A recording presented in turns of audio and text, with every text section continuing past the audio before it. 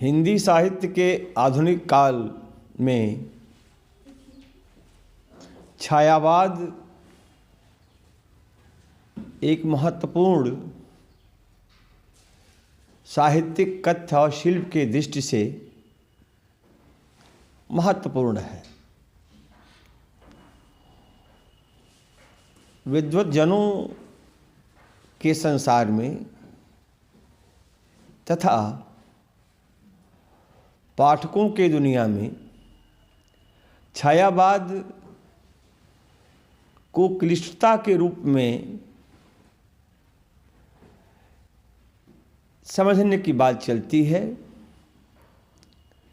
कि छायावाद की रचनाएं या छायावाद की जो शैली है वह थोड़ी कठिन है। तो सबसे पहले इस शब्द पर विचार करना है कि छायावाद का मतलब क्या है। जो मैंने विचार किया है और जो अध्ययन किया है और जो पाया है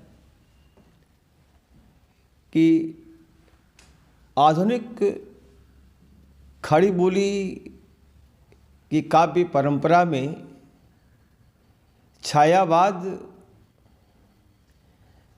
ने युगांतर किया है। काव्य के कथ्य और उसके शिल्प पक्ष दोनों में बड़ा परिवर्तन किया और सच्चे अर्थों में यहाँ कविता आकर के नई सी जान पड़ती है। छायावाद का समय तो 1918 से माना जाता है, लेकिन विद्वानों ने इसे 1920 से स्वीकार किया है। इन 2 वर्षों के बीच में छायावाद पर अनेक प्रकार की टिप्पणियाँ आईं और कुछ रचनाएं भी आईं और रचनाओं की समीक्षाएं भी आईं, जिससे इन दो वर्षों के बीच के काव्य और काव्य की रीति और उसकी अभिव्यक्ति को लेकर के कुछ एक निबंध भी आए। बात ये मैं कह रहा था कि छायावाद ने युगांतर किया, बात स्पष्ट होगी। मैं तो यहाँ तक कहता हूँ कि आधुनिक हिंदी साहित्य का जो नव्य प्रस्थान है और जितने भी इसके बाद चले, चाहे प्रगतिवाद हो, चाहे प्रयोगवाद हो, चाहे प्रगतिशील हो, चाहे नई कविता हो, चाहे गीत हो, चाहे प्रगीत हो, चाहे और भी जो काव्य की शैलियाँ विकसित हुईं, उन सारी शैलियों का जो गर्भ बिंदु है वो छायावाद है। इसलिए हिंदी आधुनिक खड़ी बोली के समस्त नव्य प्रस्थान का ये सामुद्रिक शास्त्र है। अब बात थोड़ी सी छायावाद के विषय में। छायावाद के संदर्भ में हिंदी साहित्य इतिहास के जाने माने आचार्य शुक्ल जी ने इसे मिस्टिज्म या रहस्यवाद से जोड़ा। अब इस शब्द की पूरी व्याख्या के लिए एक नाम जिसे छायावाद का या छायावादी कविता के अर्थ द्वार को सटीक ढंग से पहचानने का कार्य जिस व्यक्ति के नाम से जुड़ता है वो नाम मुकुटधर पांडे जी का है। डॉक्टर नामवर सिंह ने अपनी पुस्तक छायावाद में मुकुटधर पांडे के निबंधों का उल्लेख किया है। पुस्तक के हवाले से यह कि मुकुटधर पांडे ने 1920 या मुकुटधर पांडे के 4 निबंध 1920 जबलपुर से प्रकाशित होने वाली सरस्वती पत्रिका में उन्होंने क्रमवार लिखा, जुलाई, सितंबर, नवंबर और दिसंबर में। इसमें पहला जो निबंध था या जो पहला निबंध है वो कवि स्वातंत्र्य को लेकर के है और 2 निबंध छायावाद क्या है इस पर उन्होंने लिखा। मुकुटधर पांडे ने छायावादी कविता पर या छायावादी रचना पर अपनी निर्भ्रांत दृष्टि प्रस्तुत की है। सबसे पहले तो ये कवि स्वातंत्र निबंध में उन्होंने ये लिखा कि छायावादी कविता रीति ग्रंथों की परतंत्रता से मुक्ति का है। रीति ग्रंथों की परतंत्रता से मुक्ति का है। कविता की संपूर्ण विशेषता इसी दृष्टि पर अवलंबित है। यानी कि छायावादी कविता की जो दृष्टि है परतंत्रता से स्वतंत्रता की ओर है। अब पांडे जी के इस कथन में जो बात स्पष्ट होती है वो ये कि निसंदेह रचना स्वतंत्र होनी चाहिए। तो पांडे जी ने हिंदी खड़ी बोली की कविता को भी परतंत्र पाया। जैसे रीति काल में रचनाएं एक निश्चित परिपाटी या निश्चित धारा में चल रही थीं और विषय भी लगभग एक ही समान था, तो उस कविता परिपाटी का तो ह्रास हुआ। रीतिकाल के बाद आधुनिक काल की शुरुआत होती है 1857 के बाद, जहाँ गद्य केंद्र में होता है। लेकिन 1900 के बाद, हालांकि कविता की शुरुआत तो खड़ी बोली में भारतेंदु हरिश्चंद्र ने कर दिया था, लेकिन भारतेंदु हरिश्चंद्र की कविता पर पहले मुहर ब्रजभाषा पर ही लगी। बाद में उन्होंने निज भाषा उन्नत है के आधार पर या इस संकल्प पर उन्होंने काव्य की भाषा को भी खड़ी बोली में प्रस्तुत किया। लेकिन जो उसका जो कंटेंट था, भले ही आधुनिक काल का रहा हो, लेकिन स्वाद कहीं न कहीं रीतिकाल का ही मिलता था। यहाँ तक कि 1900 के बाद हिंदी खड़ी बोली में बड़े रचनाकार आए, जिसमें मैथिली शरण गुप्त का नाम, राम नरेश त्रिपाठी का नाम, पंडित रूपनारायण त्रिपाठी का नाम, श्रीधर पाठक का, अयोध्या सिंह उपाध्याय, हरिऔध का, ये बड़े बड़े नाम आए। लेकिन ये सारी जो कविता थी, सारी जो रचना थी, ये रचना कहीं न कहीं एक सिद्धांत के, एक आचार और विचार में ये रचना चलने लगी। और इस आचार विचार और सिद्धांत के पुरस्कर्ता थे आचार्य महावीर प्रसाद द्विवेदी। 1900 के बाद उन्होंने सरस्वती पत्रिका, खासकर 1903 से सरस्वती पत्रिका का संपादन शुरू किया और कविता के लिए, काव्य के लिए, रचना के लिए उन्होंने निश्चित मानदंड बना दिया। यानी कि 1903 के बाद रचना अपनी स्वतंत्र चाल में चलने के बजाय समालोचना के मानदंड से गुजरने लगी, और वो समालोचना आदर्शवादी थी। द्विवेदी जी ने खुद कहा कि रचना में मनोरंजन हो, रचना में उपदेश हो, रचना में राष्ट्रीयता हो। अब इन विषयों से रचनाएं होने लगी और सरस्वती पत्रिका में इन्हीं विषयों से जुड़ी हुई रचनाओं का प्रकाशन भी होता था और उसका सम्मान भी मिलता था। मैथिली शरण गुप्त द्विवेदी जी के समालोचना के सबसे बड़े प्रमाण थे, निकष थे। या कहा जाए कि द्विवेदी जी ने जो मानदंड बनाया उसके पूर्ण धरोहर के रूप में मैथिली शरण गुप्त का नाम लिया जाता है। रीतिकाल के ग्रंथों के ऊपर जो आरोप लगता था कि रचना परिपाटीबद्ध है, ठीक वही कहानी 1903 के बाद भी आ गई। हालांकि रचना के शिल्प में और कथ्य में बड़ा परिवर्तन हुआ, लेकिन विषय की एक रूपता आ गई, इतिवृत्तात्मकता आ गई। और इतिवृत्तात्मकता आने के साथ ही साथ कविता के भीतर का जो रहस्य होता है, जहाँ रचनाकार अपने कुछ भावों को छिपा करके लिखता है, वो सारी बातें बड़ी साफ साफ दिखाई देने। यानी कि कविता का जो शक्ति थी, काव्य की जो शक्ति थी, वो अभिधा में आ गई। लक्षणा समाप्त हो गई, व्यंजना समाप्त हो गई। हाँ, अप्रस्तुत विधान में प्रकृति का सहयोग लिया गया, लेकिन प्रकृति वहाँ हाशिए पर दिखाई देती है। रचना में अनुभूत की कमी आ गई, अनुभूत की कमी आई। विचार और राष्ट्रीयता की भरमार तो हुई, लेकिन काव्य का जो नेचर था, स्वभाव था, वो 1900 के बाद से लेकर 1918 तक या 1900 के बाद की कविता में जो काव्य का स्वभाव होता है, जो नेचर होता है, उस नेचर पर प्रश्न होने लगा। कविता की जो अंतरंगता होती है, जो अनुभूति की अंतरंगता होती है, जो भावनाओं की प्रवणता होती है, जहाँ कवि स्वयं अपने संपूर्ण सत्य के साथ अधिष्ठानित होता है, वो नहीं रह गया। कविता में वो नहीं रह गया। कविता निश्चित विचार से संचालित होने लगी।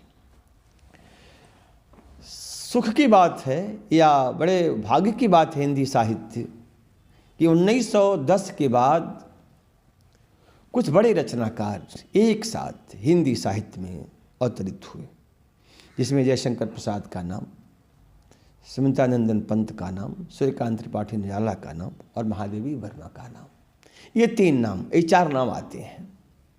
और निस्संदेह इन चारों रचनाकारों ने हिंदी साहित्य, हिंदी खड़ी बोली के साहित्य में युगांतर किया। रचना की परिपाटी काव्य में, काव्य की दिशा को इन चारों रचनाकारों ने नए सिरे से तय किया। काव्य में अनुभूति की प्रामाणिकता, भावनाओं की प्रासंगिकता और गंभीर मनोभाव और मनोविज्ञान की स्थापना इन रचनाकारों ने किया। अब यहाँ जो बात मुकुटधर पांडे की चल रही थी कि रीति ग्रंथों से मुक्तता ही इस कालखंड की रचना का सबसे बड़ा बल है, तो पूरी की पूरी परिपाटी को इन चारों रचनाकारों ने बदल दिया। भाषा के स्तर पर भी, भाव के स्तर पर भी और विषय के स्तर पर भी। सबसे महत्वपूर्ण बात तो यह है कि कवि की, रचनाकार की या मनुष्य की जो भावना होती है, जो उसकी अंतरंगता होती है, जो उसकी निजता होती है, जो उसका सौंदर्य होता है, जो वो कुछ अकेले में सोचता है, जहाँ उसके मन की अपनी कोई निष्ठा और भावना होती है, जहाँ उसके मन का कुछ सुख दुख होता है, उसका दर्द होता है, उसका स्वभाव होता है, अब रचना में ये सब उतरने लगे, रचना में आने लगे। जयशंकर प्रसाद की रचना में जैसे कानन कुसुम, चित्राधार और आंसू तो मनोभावनाओं का या हृदय की गंभीर पीड़ा का, गंभीर हृदय अनुभूति का तो विहंगम वांग्मय है। सारे रचनाकार जो 1920 से छायावाद की शुरुआत होती है, वे रचनाकार 1910 से सजग हो चुके थे, लिख रहे थे। अब अलग बात है कि उनकी रचना का प्रकाशन या उनकी रचना पर बहस 1920 से शुरू होता है। मुकुटधर पांडे ने और भी बातें कहीं। उन्होंने कवि स्वातंत्र में छायावाद क्या है, छायावादी कविता के विषय में और उन्होंने लिखा कि छायावादी कवि वस्तुओं को असाधारण रूप में देखता है। सूत्रवाक्य कि छायावादी कवि वस्तुओं को असाधारण रूप से देखता है, जिसमें उसका आग्रह होता है कि व्यक्तित्व, भाव, भाषा और छंद के प्रकाशन की रीत में नव्यता या मौलिकता, यानी कि मुकुटधर पांडे ने अपने निबंध में मौलिकता की बात की, जो मौलिक चीज़ें हों। हुआ क्या, द्विवेदी जी के समय की जो भी रचनाएं थीं या तो अनुदित थीं या पौराणिक कथाओं पर अवलंबित थीं, या तो पौराणिक कथाओं पर अवलंबित थीं। बहुत कुछ भक्ति काल का प्रभाव द्विवेदी युग की रचनाओं पर दिखाई देता है, बात बहुत कुछ है, दिखाई देता है। और उस पूरी रचना पद्धति से, पूरी रचना व्यवस्था से छायावाद की जो रचना है विरोध करती हुई दिखाई देती है। मुकुटधर पांडे ने पहचान लिया था कि रचना में मौलिकता, और आगे उन्होंने और भी बहुत अच्छी बात की कि 1920 में जो रचनाएं प्रकाशित हुई, जयशंकर प्रसाद के हवाले, निराला, पंत, महादेवी वर्मा, इन रचना और इसके अलावा और भी कुछ रचनाकार हैं, इनकी रचनाओं का जो भाव तत्व है वो उस भाव तत्व में सांकेतिकता है। इस पर उन्होंने ये लिखा कि रचना में अस्थिरता, क्षीणता, रचना में अस्थिरता, क्षीणता, लेकिन विचित्र उन्मादकता, जिसमें विचित्र उन्मादकता आई। रचना में भाव क्षण भर के लिए बिजली की तरह से स्पर्श करके निकल जाते हैं। और रचना में भाव की प्रकृति या भाव की जो व्यवस्था है वह सीधे न आकर के अन्य रूप में, अन्य अर्थ के रूप में दिखाई देती है। इस छायावाद की विशेषता है। यानी कि अभिधा का जो सत्य है, जो अभिधा की शक्ति छायावाद में बिल्कुल दिखाई नहीं देती है, लक्षणा से शुरू होता है। और वहाँ जो भावनाएं होती हैं वो प्रतीकों में दिखाई देती हैं, स्पष्ट दिखाई नहीं देती हैं, साफ साफ दिखाई नहीं देती हैं, स्पष्ट रूप से नहीं आती हैं, वहाँ छाया रहता है। आगे भी उन्होंने और लिखा कि छायावाद में चित्रों की प्रधानता है। संपूर्ण छायावाद की रचना, खास करके हम पंत को ले लें, पंत का संपूर्ण जो पल्लव है वो प्रकृति का चित्राधार है, प्रकृति का एल्बम है। तो चित्र दृश्य छायावाद में किसी रूप का स्पष्ट प्रकाशन नहीं होता है, रूप का चित्र बनाया जाता है। इस रूप के चित्र निर्माण में रूप का सूक्ति अलंकार का प्रयोग किया जाता है। रूप का सूक्ति अलंकार का प्रयोग खूब, यानी कि जो मानवीकरण है, जो पर्सनिफिकेशन है, वो छायावाद की प्रधान विशेषता है। सौंदर्य के प्रति आग्रह, सौंदर्य के प्रति आग्रह छायावाद की प्रधान विशेषता है। कल्पना, सौंदर्य के प्रति छायावादी रचनाकारों का अपना एकांतिक सत्य है। एकांतिक सत्य है, वो सौंदर्य के लिए उपक्रम नहीं इकट्ठा करते हैं, सौंदर्य के लिए विधान को इकट्ठा नहीं करते हैं, सौंदर्यों के लिए वो किसी शास्त्र का निक्षेपण नहीं करते हैं, वो अप्रस्तुतों का अनावश्यक प्रयोग नहीं करते हैं।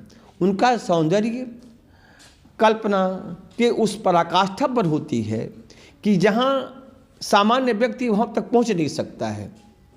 क्योंकि कल्पना में जब, एक और नई बात, कल्पना में यदि स्वतंत्रता है, एक महत्वपूर्ण बात कि कल्पना में यदि स्वतंत्रता है तो उस कल्पना की स्वतंत्रता में विचार अपने निश्चित सीमा में चलता है। कल्पना में एक स्वतंत्रता है तो स्वतंत्रता कभी भी हमें सीमा का अतिक्रमण करने के लिए नहीं प्रेरित करती है। और स्वतंत्रता में रचनाकार अपने विषय के साथ निरंतर संवाद करते हुए, समझते हुए चलता है। वो बहुत कुछ समाज के लिए लिखता है।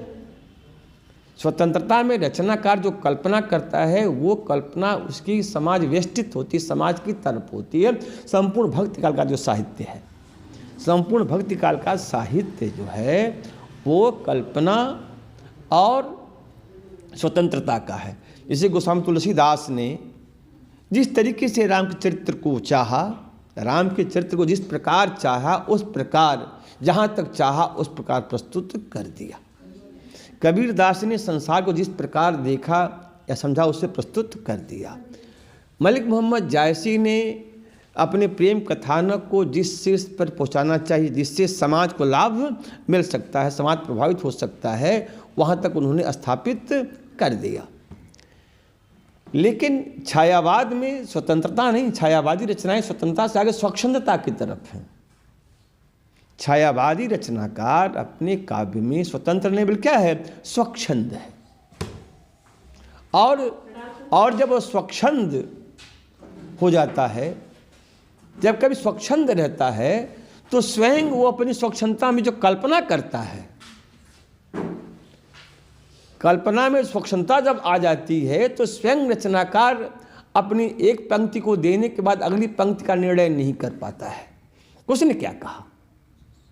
लेकिन वो कल्पना की कोई सीमा, उसी कल्पना की सीमा नहीं है। वो जहाँ तक सोच सकता है, जहाँ तक जा सकता है, जहाँ तक नहीं जाना चाहिए वहाँ तक वो जा सकता है। इसलिए वो तय नहीं कर पाता, केवल जिज्ञासा उसमें होती है। क्या होती है? केवल जिज्ञासा होती है। स्वच्छंदता में केवल जिज्ञासा ही क्या होती है? जिज्ञासा और जिज्ञासा ही होती है। तो जहाँ जिज्ञासाओं का सिलसिला है, ऐसे में उस काव्य की अगली पिछली पंक्ति अगली पंक्ति के साथ पूर्ण साम्य करने में क्या होती है? असमर्थ सी लगने लगती है। इसलिए हर पंक्ति स्वतंत्र होती है। छायावाद में छायावादी रचनाओं की प्रत्येक पंक्तियाँ ने प्रत्येक शब्द मुक्त है। छायावाद की रचना में केवल पंक्तियाँ नहीं बल्कि उसके प्रत्येक शब्द मुक्त हैं। और इसीलिए छायावाद की उन प्रधान विशेषताओं में यह भी कहा जाता है, यह सत्य है कि संपूर्ण मुक्ति का आग्रह है। अगर सामाजिक जीवन में, राजनीतिक जीवन में मुक्ति का आंदोलन चल रहा था तो बड़ी गंभीरता से समालोचकों को ये देखना चाहिए कि कविता यानी कि साहित्य में पूर्ण मुक्ति की बात चल रही है। और पूर्ण मुक्ति की बात तब चलती है जब आदमी स्वच्छंद हो जाता है। स्वतंत्रता की सीमा होती है, तो छायावाद की सीमा स्वतंत्रता की नहीं है बल्कि स्वच्छंदता का है। अब इस शब्द की व्याख्या रोमेंटिसिज्म से की जाती है, विद्वान करते आए हैं। मैं इस पर कुछ कह नहीं सकता, लेकिन जहाँ तक मैं समझता हूँ कि स्वच्छंदता में नित्य नई नई जिज्ञासाएँ होती हैं, और जहाँ नई नई जिज्ञासाएँ हैं वहाँ क्या है, रहस्य का सिलसिला चलता रहता है। रहस्य का सिलसिला पदे पदे चलता रहता है, और रहस्य की भाषा जो होती है वह विधा नहीं होती है, लक्षणा के आगे व्यंजना में चली जाती है, जहाँ उतरना आसान नहीं है। हाँ, अगर जो उतर गया तो उतरते चला जाता है। ये छायावाद की प्रधान विशेषता है, मौलिक विशेषता है, जहाँ जिज्ञासा पद पद पर है। क्योंकि कभी क्या है जिज्ञासु। मुकुटधर पांडे ने अपने निबंध में बड़ी साफ साफ बात यह कही कि स्वच्छंदता की प्रधानता, तो कल्पना के साथ स्वच्छंदता है, तो वहाँ जो काव्य की देवी है वह काव्य की देवी स्वच्छंद है। जो स्वच्छंद होता है उसको किसी से मतलब होता नहीं है। मुकुटधर पांडे ने कहा कि छायावाद की काव्य देवी की दृष्टि आसमान की ओर रहती है। कहाँ है आसमान का मतलब क्या हुआ, ऐसे उसकी दृष्टि उस दिशा में है, उस ओर है जिसका अर्थ आज तक कोई लगा नहीं पाया। आसमान माने शून्य, शून्य का अर्थ निकलना लगाना आसान नहीं है। गगन गहन का अर्थ निकालना क्या आसान नहीं है। काव्य के मूल मंतव्य की ओर मुकुटधर पांडे ने यह संकेत दिया।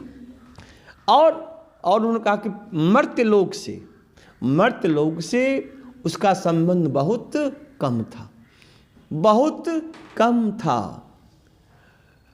ज्ञान और बुद्धि की सीमा और सामर्थ्य से परे छायावाद ने क्या, ज्ञान और बुद्धि के सामर्थ्य सीमा से परे मन प्राण के लोकोत्तर भाव जगत की ओर प्रस्थान करने वाली है। छायावाद की रचना या कल्पना की स्वच्छंदता या स्वच्छंद कल्पना को बुद्धि और ज्ञान के द्वारा समझा नहीं जा सकता है। वो तो मन और प्राण की भाषा है। तो मन और प्राण से जुड़ी हुई रचनाएं छायावाद में दिखाई दी। मुकुटधर पांडे ने बहुत नज़दीकी के साथ छायावादी रचनाकार की रचनाओं के सत्य को समझा। बात स्वतंत्रता स्वच्छंदता की भी हो गई, बात छायावाद के उन 5-6 सत्यों की बात कि इस काल की रचना में सौंदर्य की प्रधानता, प्रकृति यहाँ है। प्रकृति का छायावाद के पहले लोगों ने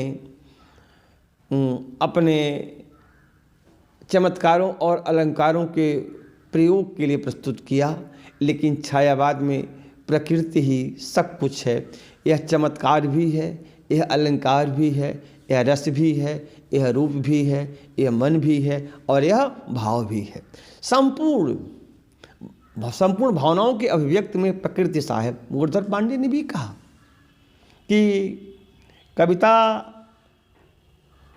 की प्रस्तुति में प्रकृति प्रधान सहायक का काम करती है। चाहे बीती विभावरी जागरी अंबर पनघट में डुबो रही तारा घट उषा नागरी, या विजन मन बल्लरी प्रस्तुति थी सुहाग भरी स्नेह स्वप्न मगन तंत्रणि जूही की कली, या पंत का संपूर्ण पल्लव, इसमें पावस थी पर्वत प्रदेश, या छोड़ द्रुमों के मृत छाया थो प्रकृति से भी काया, बाले तेरे बाल जाल में कैसे उलझा दूँ मैं लोचन। यानी कि महादेवी वर्मा संपूर्ण रूप से कवि की अधिष्ठानित देवी हैं, कवि की अधिष्ठानित शक्ति हैं। तो प्रकृति छायावाद की मूल अधिष्ठानित देवी के रूप में है, शक्ति के रूप में है। दूसरी बात, छायावाद की जो चेतना है वो पुरुष की नहीं है। छायावाद की चेतना संपूर्ण रूप से नारी की है, स्त्री की है, स्त्री है। छायावाद का जो जो वैशिष्ट है, जो रस है, जो निर्माण है, जो स्थापना है, वो क्या है? स्त्री का है। संपूर्ण चेतना छायावाद की स्त्री वेष्टित है। चाहे वो स्त्री जिस भी रूप में आई हो, चाहे लिंग के रूप में आई हो, चाहे श्रृंगार के रूप में आई हो, चाहे ज्ञान के रूप में आई हो, चाहे तर्क के रूप में आई हो, चाहे बुद्धि के रूप में आई हो, चाहे श्रद्धा के रूप में आई हो, चाहे ईड़ा के रूप में आई हो, जिस भी रूप में आई है या जिस रूप की रचना छायावाद में की गई है, वह रूप पुरुष भाव का नहीं है, स्त्री भाव का है। सौंदर्य छायावाद की अगर प्रधान विशेषता है तो सौंदर्य के अभिधान में जो उदाहरण दिया जाता है वो पुरुष का नहीं होता है, किसका होता है? स्त्री का होता है।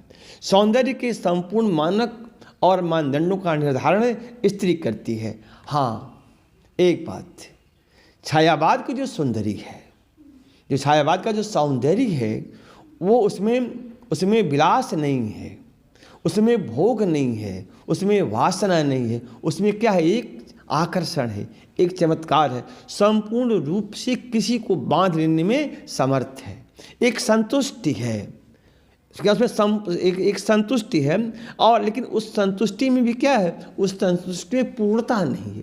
छायावाद के सौंदर्य को देखने के बाद या रचनाओं के सौंदर्य से परिचित होने के बाद पाठक निरंतर उस सौंदर्य के प्रति आकर्षित होते हुए चला जाता है, स्वाद लेने के लिए आगे की तरफ बढ़ता रहता है। यूँ तो छायावादी रचनाएं सबके समझ में तो नहीं आती, लेकिन जब हृदय में उतरती हैं तो उसके स्वाद के लिए एक लालकपन बढ़ जाता है, आदमी लालायित हो जाता है और उसमें डूबने की कोशिश कर। जैसे संपूर्ण जो आंसू महाकाव्य, संपूर्ण आंसू खंड काव्य है जयशंकर प्रसाद का, जिसका प्रकाशन 1925 में हुआ, 1923 में अनामिका का प्रकाशन हुआ, 1926 में पल्लव का प्रकाशन हुआ। ये 3 ग्रंथ छायावाद के क्या हैं? शीर्षस्थ ग्रंथ हैं और आधार ग्रंथ हैं। छायावाद के 3 ग्रंथ शीर्षस्थ और आधार ग्रंथ हैं। तो नारी की चेतना, नारी सौंदर्य की कल्पना, एक तो सौंदर्य भी क्या है? क्षण क्षण परिवर्तमान है, क्षण क्षण परिवर्तमान है। वो भी सौंदर्य क्या है? प्रकृति का है। प्रकृति अशरीरी है। प्रकृति क्या है?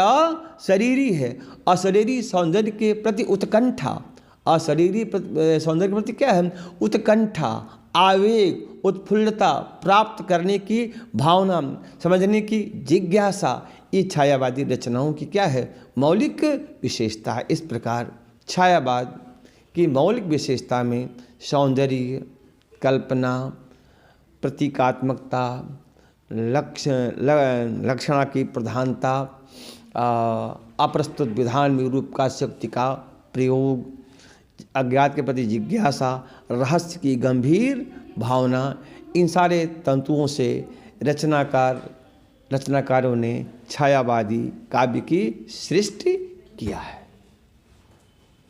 अब हमें पूर्ण रूप से इन कथनों का जो निहितार्थ गुरुधर पांडे जी के हवाले से दिखाई देता है वो मिल जाता है। हम आंसू की कुछ पंक्तियों का उल्लेख करते हैं।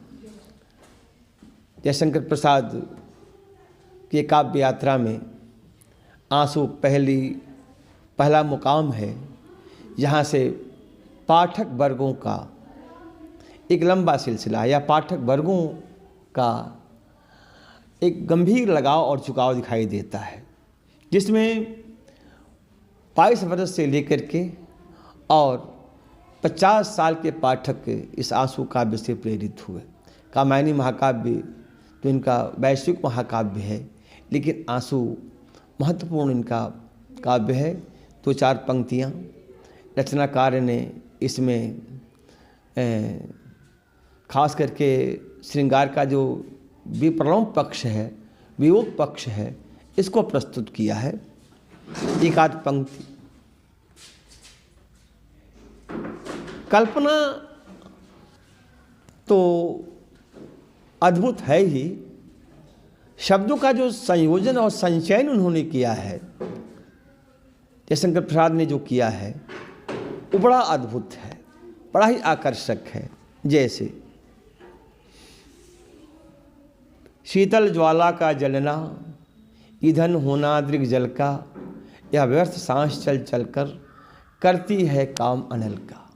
असंगति का कि शीतल ज्वाला, ज्वाला है तो कैसी है? शीतल है। शीतल ज्वाला का जलना, ईंधन होना दृग जल का, और आग है तो क्या? आंखों के आंसू।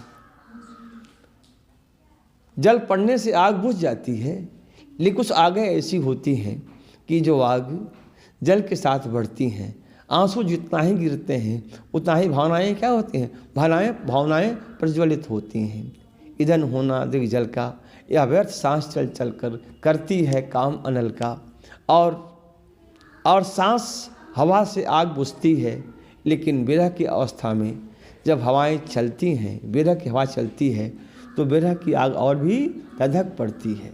और भी उनकी कुछ पंक्तियाँ कि उन्मुक्त कुंतला धरती दिखलाई देती सोती।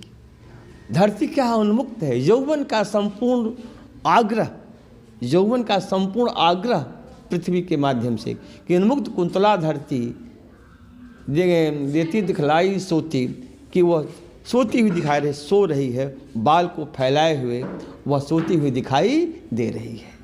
धरती दिखाई दे रही, सो रही है। जैसे धरती किसी का आह्वान कर रही है, किसी का इंतजार कर रही है। और भी इनकी पंक्तियां हैं। और जब हम उतरते हैं निराला उतरते हैं जब पंत में, तो पंत के वहाँ तो जो चित्रण है सौंदर्य का, बड़ा अद्भुत है। ग्रंथ कविता की 2-3 पंक्तियाँ, छायावाद का जो मंतव्य है उसको मैं स्पष्ट कर रहा हूँ कुछ कुछ पंक्तियों के सहारे। छायावाद का जो मंतव्य, सौंदर्य के प्रति निष्ठा, सौंदर्य का अहेतुक विस्तार, सौंदर्य की जो अहेतुक लीला है, जिसको समझना आसान नहीं है, केवल आदमी उसमें डूबता है। ग्रंथ से 2 पंक्तियाँ।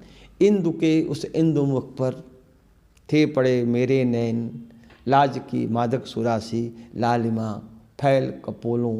अब कि इंदु के उस इंदु मुख पर साथ ही थे पड़े मेरे नैन, लाज की मादक सुरासी लालिमा।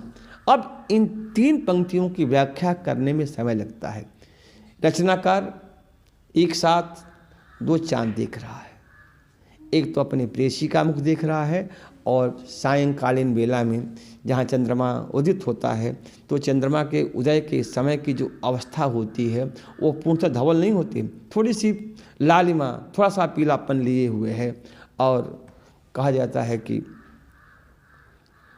इस कविता के पीछे कि पंत एक सरोवर में स्नान करने गए, सरोवर में गर्मी का महीना था, उतरने गए और उसी में डूब गए। बात आती है या डूबने लगे तो उन्हें किसी सुंदरी लड़की ने उन्हें किनारे पर ले आई, और ले आई तो जब उनका उपचार की तो इनकी आँख खुली। तो आँख जब खुली तो वो 2 चाँद देख रहे हैं। एक चाँद तो उनके सामने झुकी हुई है और एक चाँद आकाश में दिखाई दे रहा है।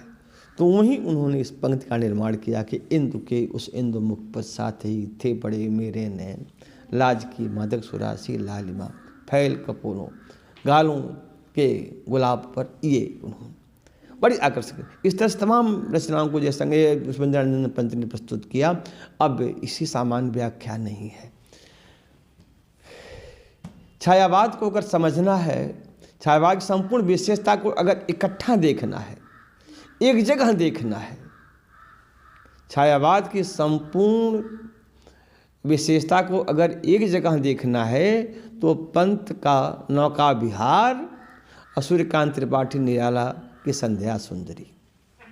दिवसावसान का समय मेघ में आसमान से उतर रही थी, ठीक ना, अंबर पथ सखी नीरौता के कंधे पर डाले बाँ अंबर पथ से। अब पूरी की पूरी जो सौंदर्य का, छायावादी कवियों की सुंदरता का, जो सौंदर्य का जो आग्रह है कि वह सौंदर्य को कहाँ से देख रहे हैं, उनका सौंदर्य किस तरह का है, कहीं न हाव अभिलाष, यानी उस सौंदर्य में सुंदरी क्या है, शांत आ रही है तो शांत वातावरण में आ रही, शांत भाव से आ रही है। कहीं उसमें हाहा ठिट्ठी नहीं, कहीं कोई हंसी नहीं, कहीं कोई उसमें सीमा से रहित कोई सौंदर्य नहीं, कोई लावण्यता, कोई साज सज्जा नहीं, सब कुछ सीमित है, सब कुछ सादगी से भरा हुआ है। यानी कि छायावाद का रचनाकार अपने सौंदर्य विधान में, प्रेयसी के सौंदर्य विधान में ऐसे सौंदर्य की कहीं कल्पना नहीं करता है, कहीं स्थापना नहीं करता है जो सौंदर्य रीतिकाल का है या भक्ति काल का है या द्विवेदी युग के समय का है। ऐसे सौंदर्य का कहीं वो प्रयोग नहीं करता है या उन सौंदर्यों की कहीं स्थापना नहीं करता है। जयशंकर प्रसाद की कामायनी में जो श्रद्धा का दृश्य है वो बड़ा अद्भुत है। और कुछ पंक्तियां तो उनकी ऐसी हैं जो सामान्य पाठकों के गले का हार बनी हुई हैं। ऐलाज भरे सौंदर्य बता दे, मौन बने रहते हो क्यों। ऐलाज भरे सौंदर्य बता दो, मौन बने रहते हो क्यों। लज्जा, सौंदर्य की जो प्रथम शर्त है वो लज्जा है। रीतकाल के सौंदर्य में लज्जा का अभाव दिखाई देता है, आगे के सौंदर्य में लज्जा का अभाव दिखाई देता है। रीतकाल छायावाद के कवियों ने साहित्य के तमाम संदर्भों का नया नया मानदंड प्रस्तुत किया है, नई नई परिभाषा प्रस्तुत की है कि इलाज भरे सौंदर्य बता दे, मौन बने रहते हो क्यों। कि आए सौंदर्य तू बता, उत्तर दे, रहस्य जिज्ञासा है कि तुम क्यों आखिर में मौन रहते हो, आखिर तुम्हारे मौन होने के पीछे कौन सा कारण है। और यही नहीं, सौंदर्य के साथ ही साथ जहाँ संसार के सत्य की बात चलती है, जहाँ समाज के सत्य की बात चलती है, वहाँ भी छायावाद की जो रचनाएं हैं या छायावादी जो रचनाकार हैं, वो उन रचनाकारों के जो प्रतीक हैं वो प्रतीक बड़े ही शक्तिशाली हैं। चाहे वो निराला का साहित्य हो, चाहे वो जयशंकर प्रसाद का साहित्य हो, ये सारे साहित्य, ये दोनों साहित्य हालांकि राष्ट्र की सीधी चेतना से सबसे पहले जुड़ते हैं निराला और तब जुड़ते हैं जयशंकर प्रसाद। पंत तो बहुत बाद में जुड़ते हैं। पंत तो छायावाद के संपूर्ण सत्य को स्थापित करने के लिए ही उत्पन्न हुए थे। अपने जीवन के आधी यात्रा उन्होंने प्रकृति और सौंदर्य के साथ प्रस्तुत किया। उनके लिए कहा जाता है कि जैसे सुमित्रानंदन पंत प्रकृति के सुकुमार रचनाकार हैं, उनके विषय में कहा जाता है जिसका तन सुंदर है, मन सुंदर है, उसका नाम क्या है, सुमित्रानंदन पंत है। अब अलग अलग विशेषता छायावादी रचनाकारों की, जयशंकर प्रसाद की विशेषता जो भावनाओं का हिमालय है, जो सोच का अवधूत है, जो भावनाओं की क्या है, हिमालय है, जो सोच के अवधूत हैं, जिनकी दृष्टि में समाज का या मानव जाति का और मानव जाति के अलावा जो और भी प्राणी जगत सारे संदर्भों के संपूर्ण ज्ञाता के रूप में जयशंकर प्रसाद का नाम लिया जाता है। राग और श्रृंगार दोनों के अधिष्ठानित रचनाकार हैं। इसलिए जयशंकर प्रसाद ने नए भावनाओं के साथ साथ नए भाषा और नए लय, नए छंद, नए प्रतीकों की प्रस्तुति की। जैसे खिला हो ज्यों बिजली का फूल, नील प्रधान बीच सुकुमार, खुल रहा मृदुल अधखुला अंग, ज्यों खिला हो ज्यों बिजली का फूल। ये बिजली के फूल उन्होंने श्रद्धा के सौंदर्य के लिए उन्होंने कमल के फूल की बात नहीं की और भी बात नहीं। इतना प्रकाश है उसमें, इतना तेज है कि तेज और प्रकाश के लिए उन्होंने बिजली को ही फूल बना दिया, बिजली का फूल बना दिया। और उसके बाद सूर्यकांत त्रिपाठी निराला तो जिन्हें पावर ऑफ जेस्टांटिल कहा गया, सत्य का रचनाकार कहा गया, उस निराला ने विषय को तो बदला ही बदला। निराला के पास छंद शास्त्र का अद्भुत ज्ञान था, वैसा ज्ञान आधुनिक काल में किसी के पास था ही नहीं। उन्होंने गीतों की रचना की, प्रगीतों की रचना की, नए काव्य के लिए नए नए शब्दों की रचना की, नए नए शब्दों की प्रस्तुति की। और यही नहीं, जहाँ एक तरफ उन्होंने जूही की कली लिखी, शेफालिकी लिखी, संध्या सुंदरी लिखी, रचना उन्होंने लिखा, वहीं उन्होंने रामकृष्ण की पूजा लिखी। विश्व को प्रभावित कर देने वाली, रुलाने वाली कविता उन्होंने सरोज स्मृति लिखी। ये एक ही रचनाकार में इतने सारे प्रसंग और सारे प्रसंग पूरे विश्व की रचनाओं को संबोधित कर देने में समर्थ निसंदेह सूर्यकांत त्रिपाठी निराला ने अपने भाव, भाषा, छंद, शब्द प्रयोग, छंदों की नवीनता, नूतनता, नई लयात्मकता के साथ जो उनकी प्रस्तुति होती है, वही छायावाद की संपूर्ण विशेषता के रूप में प्रस्तुत होती है। और यहीं आकर के एक छायावादी रचना क्या करती है, युगांत करती है, एक युगांतर प्रस्तुत करती है। जयशंकर प्रसाद के कामायनी महाकाव्य की महत्ता संपूर्ण संसार प्रमाणित करता है, किंतु अगर संपूर्ण 1920 के बाद की रचना में सब कुछ बदल देने की ताकत, यानी कि भाषा के साथ ही साथ शिल्प और कथ्य दोनों का परिवर्तन हुआ। शिल्प और कथ्य में परिवर्तन तो हुआ ही हुआ, भाषा में परिवर्तन हुआ, यानी कि सब्जेक्ट बदला, भाषा बदली, नए नए शब्दों का अधिष्ठान हुआ, नए नए छंदों की स्थापना हुई, नए नए मंत्रों की स्थापना हुई, नए नए उद्देश्यों की स्थापना हुई। एक तरफ छायावाद का रोमांस निराला में दिखाई देता है, तो दूसरी तरफ उसी छायावाद में संपूर्ण प्रगतिवाद दिखाई देता है, संपूर्ण प्रयोगवाद दिखाई देता है। निराला जी का साहित्य, सूर्यकांत त्रिपाठी निराला का संपूर्ण साहित्य ही प्रयोगधर्मी है। जब प्रयोगधर्मी साहित्य की बात चलती है तो एक नाम दिखाई देता हो, क्या? सूर्यकांत त्रिपाठी निराला का नाम लिया जाता है। प्रगतिशील आंदोलन या अधिवेशन 1936 में हुआ हो, या प्रगतिशील रचनाकारों की एक लंबी जमात दिखाई देती है, लेकिन प्रगतिशील या प्रगतिवादी काव्य की संपूर्ण स्थापना सूर्यकांत त्रिपाठी निराला ने कर दिया। किसमें? यूं डटकर बोला, वह तोड़ती पत्थर, भिक्षुक जैसी कविताएं अत्यंत महत्वपूर्ण हैं, जो आगे चल करके यही आधार बनी। इन्हीं कविताओं को लेकर के एक नया वाद चला, और उस नए वाद का संपूर्ण स्थापना निराला जी ने अपने काव्य के प्रथम चरण में ही कर दिया था। क्योंकि निराला का जो कवि है वह संतप्त कवि है। उनका कवि क्या है? संतप्त कवि है। वह युद्ध करता हुआ कवि है, संघर्ष करता हुआ कवि है। जन्म से माँ गई, पिता गए, और 22 वर्ष की अवस्था में पत्नी चली गई, पुत्री चली गई। सरस्वती ने निराला से प्रेम किया था, निराला ने सरस्वती से प्रेम नहीं किया था। निराला ने सरस्वती से प्रेम नहीं किया था, सरस्वती ने निराला से प्रेम की थी। क्योंकि जब कोई स्त्री किसी पुरुष से प्रेम करती है तो उस पुरुष के सारे संबंधों को समाप्त कर देती है, कि वह कहीं रुके ना। सरस्वती ने निराला को अपना प्रेम देने के लिए उनके संसार के जितने भी उनके संबंध थे, सारे संबंधों को समाप्त कर दिया। माता, पिता, पत्नी, पुत्री, सबको समाप्त कर दिया, और सबको समाप्त करके अपने खुद बैठ गई। यानी कि महाशक्ति सरस्वती, यानी कि महाशक्ति निराला के हृदय में अधिष्ठानित हो गई।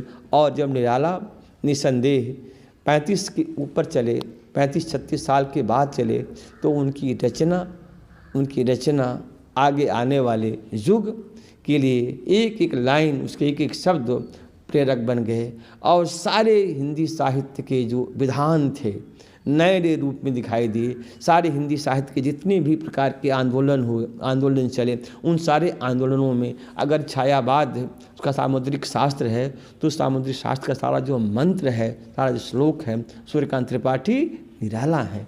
तो निसंदेह छायावाद में जयशंकर प्रसाद की बड़ी स्थापना, बड़ा अवदान है। प्रकृति की जैसी स्थापना पंत ने किया, वैसी किसी ने नहीं किया। छायावाद में दर्द, पीड़ा कि जो गंभीर व्यंजना महादेव वर्मा ने की वह अत्यंत दुर्लभ है, लेकिन छायावाद की संपूर्णता सूर्यकांत त्रिपाठी निराला से दिखाई देती है।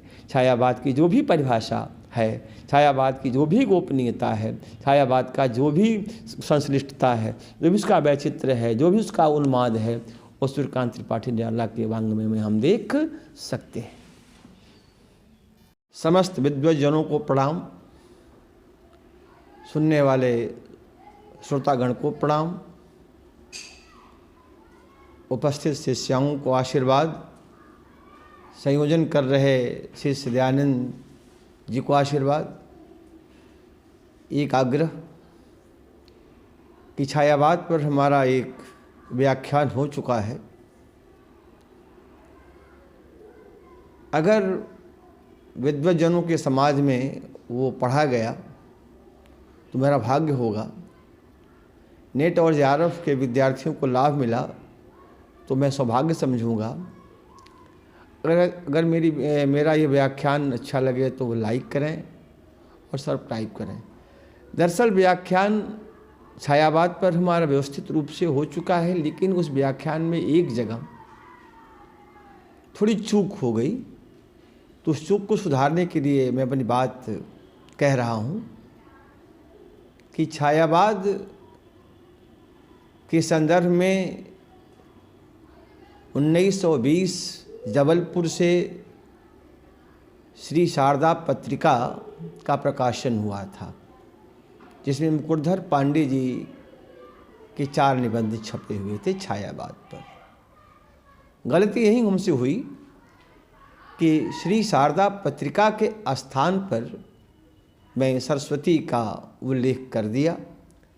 विद्वज्जन, विद्यार्थीजन, ये हमारी भूल को क्षमा करें कि सरस्वती पत्रिका नहीं बल्कि जबलपुर से श्री शारदा पत्रिका का प्रकाशन हुआ, जिसमें 4 निबंध छायावाद पर श्री मुकुटधर पांडे जी के छपे थे।